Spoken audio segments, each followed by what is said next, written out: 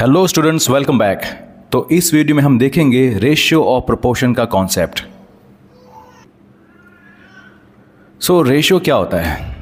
A comparison of two or more quantities of same kind. Same तरह की दो या फिर दो से ज़्यादा क्वांटिटीज़ को अगर आप कंपेयर करते हो by division. A comparison of two or more quantities of same kind by division, that is called ratio.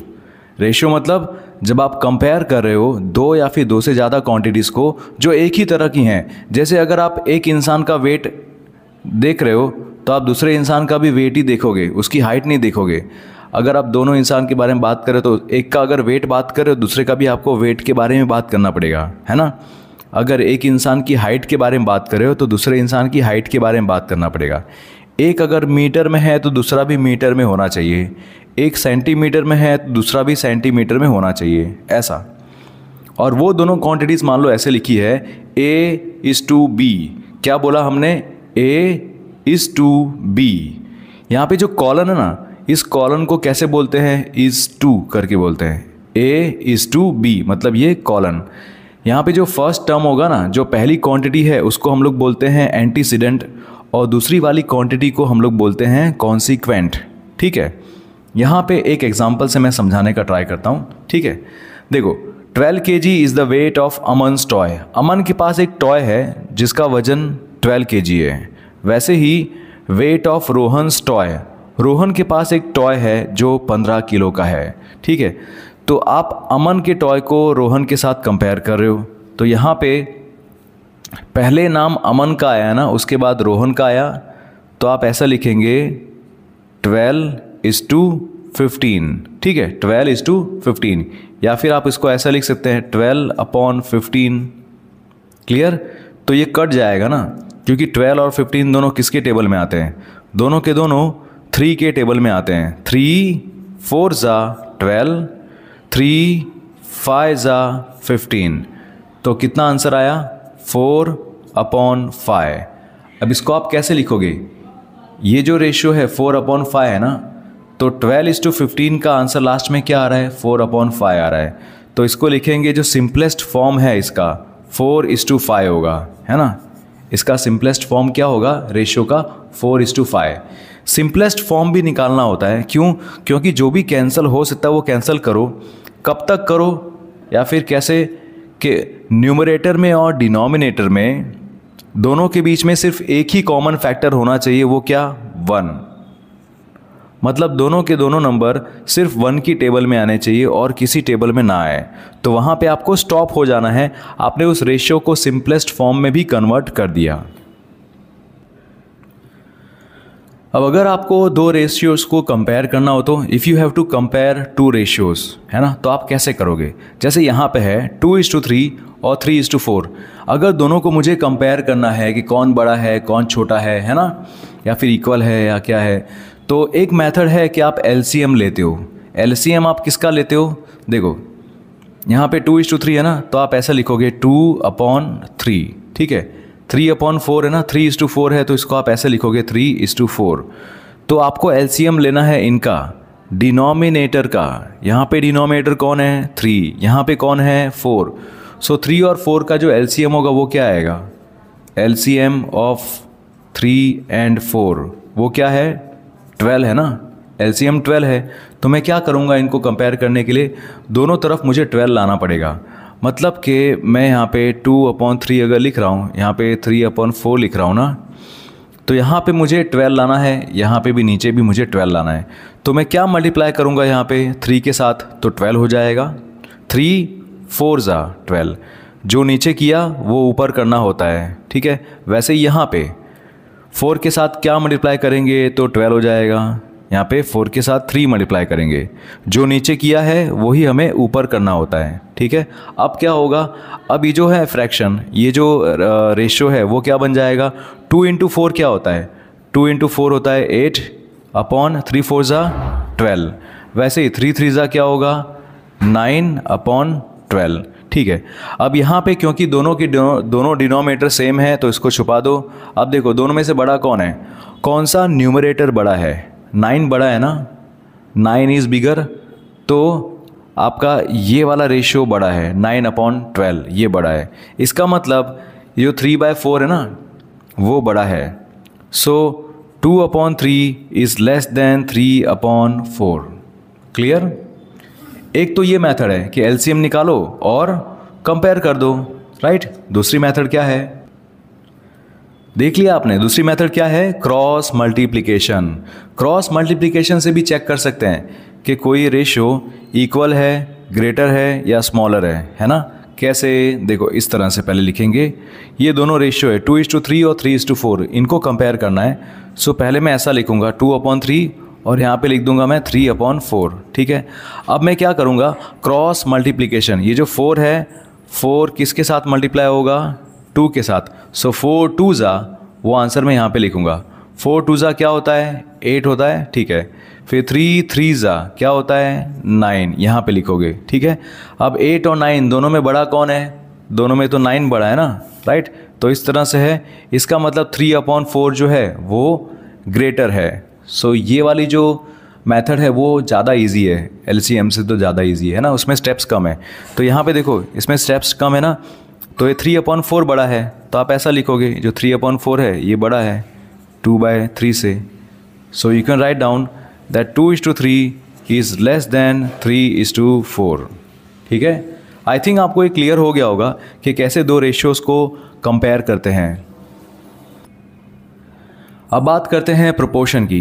Proportion क्या होता है, a comparison of two ratios expressed as an equation with equal ratios on both sides. मतलब यहाँ पे भी आप दो ratios को कंपेयर ही करते हो, बट कैसे कंपेयर करते हो, आप उन दोनों रेशियो को ना इक्वेशन की तरह बना देते हो, ठीक है।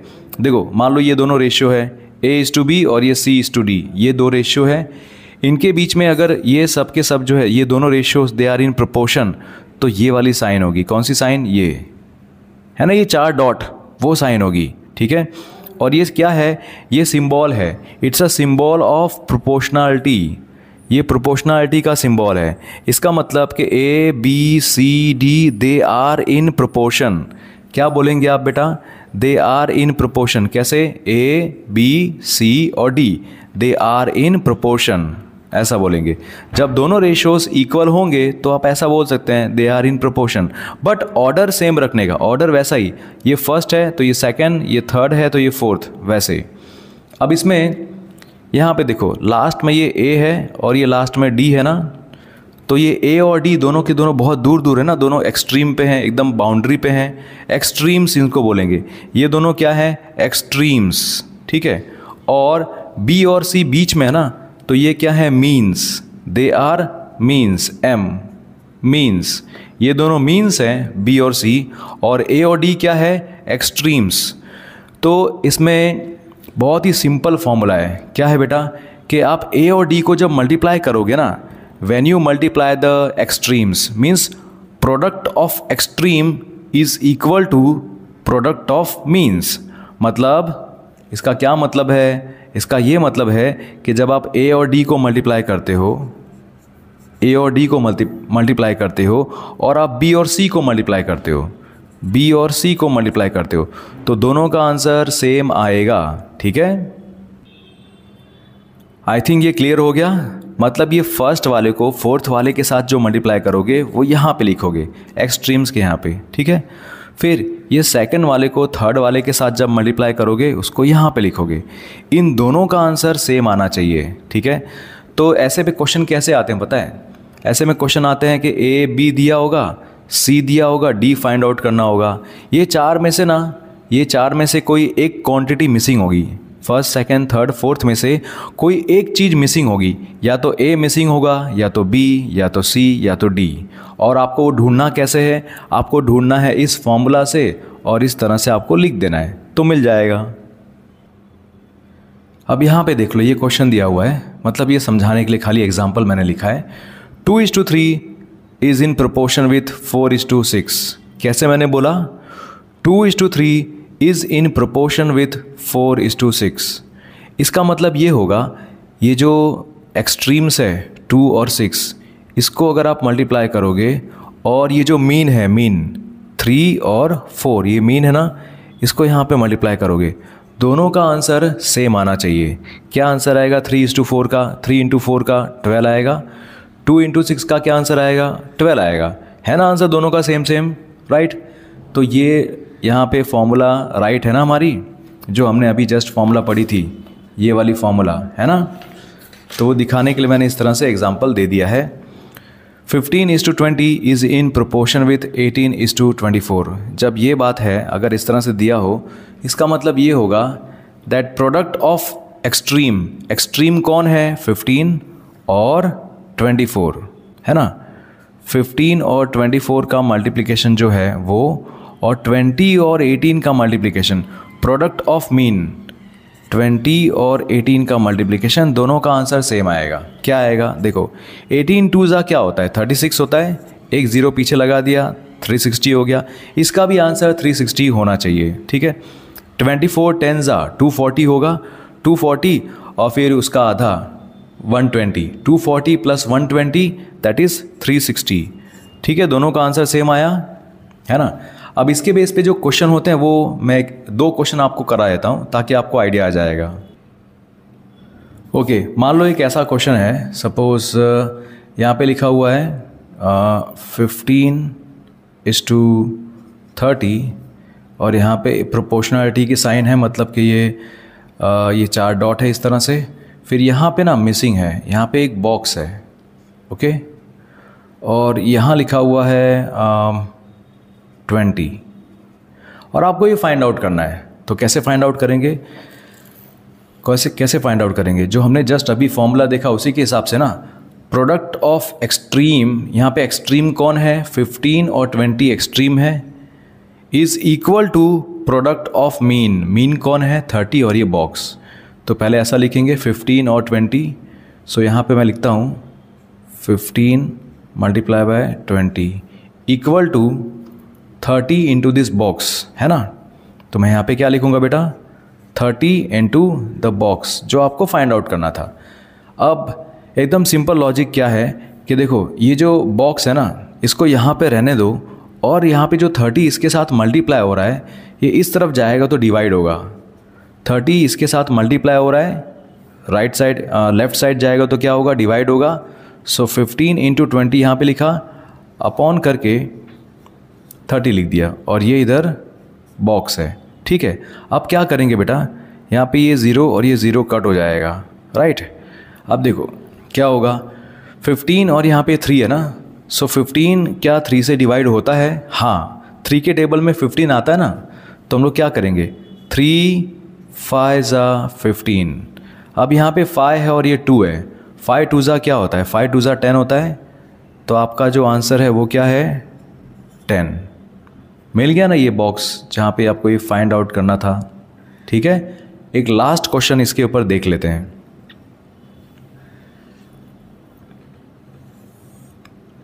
ठीक है, यहाँ पे इस बार मैंने इस तरह से बना दिया है, और यहाँ पे लिखा है सपोज, ठीक है, 18 लिख दिया है, और ऐसे ये 4 डॉट कर दिए, और यहाँ पे लिखा है 5 और 15 ऐसा लिखा है मैंने, ठीक है। तो सेम हम लोग यहाँ पे फॉर्मूला यूज़ करेंगे, प्रोडक्ट ऑफ एक्सट्रीम मतलब कि box into 15 is equal to product of mean 18 और 5, है ना। सो 18 इंटू 5 किया। अब क्या करेंगे बेटा, ये जो बॉक्स है ना, इसको यहाँ पे रहने दो, और 15 जो है वो इसके साथ मल्टीप्लाई हो रहा है ना, यहाँ पे मल्टीप्लाई हो रहा है, राइट। तो इस तरफ आएगा तो क्या होगा? डिवाइड होगा। सो आप क्या लिखोगे? 18 और 5 लिखोगे यहाँ पे, और डिवाइड करोगे 15 से। क्लियर? बॉक्स यहाँ पे अकेला रह गया। 5 3 15 होता है ना, तो हम लोग क्या लिखेंगे? 5 3 15। अभी क्या आंसर आ गया? नहीं, देखो 18 डिवाइड बाई 3 है, 3 के टेबल में 18 कब आता है बेटा? 3 6 18, तो यहाँ पे 6 लिख दिया। Done, we are done. Okay बच्चों, सो आई थिंक मैंने जो ये इतना पढ़ा है वो सब आपको समझ में आया होगा। फिर भी हो सकता है कि शायद ना समझ में आया हो, तो आप मुझे कमेंट सेक्शन में ज़रूर लिखना, तो मैं उसके लिए ट्राई करूँगा कि अगली बार जो भी आपको टॉपिक समझना है तो उसके बारे में वीडियो बना सकूँ। और लास्ट में आपको ये बताना चाहूँगा कि हमारी जो एप्लीकेशन है डिसाइपल, ये आपको गूगल प्ले स्टोर पे आपको मिल जाएगी, तो इसे आप डाउनलोड कर सकते हो। और इसके अंदर जो मैथ्स के ऑनलाइन कोर्सेज़ हैं ना, मैथ्स के कुछ कोर्सेज़ हैं, वो आप चेकआउट कर सकते हो, ठीक है। और अगर आपको ये पेड कोर्सेज में से कुछ नहीं करना है तो आप क्या कर सकते हो, आप इसके ऊपर जो फ्री मैथ्स के टेस्ट है ना, फ्री यहाँ पे मैथ्स के कुछ टेस्ट होंगे, आप वो फ्री मैथ्स के टेस्ट दे सकते हो। और ये कैसे टेस्ट होंगे, ये MCQ वाले टेस्ट होंगे, तो वो आप दे सकते हो और आप अपना स्कोर चेक कर सकते हो, ठीक है।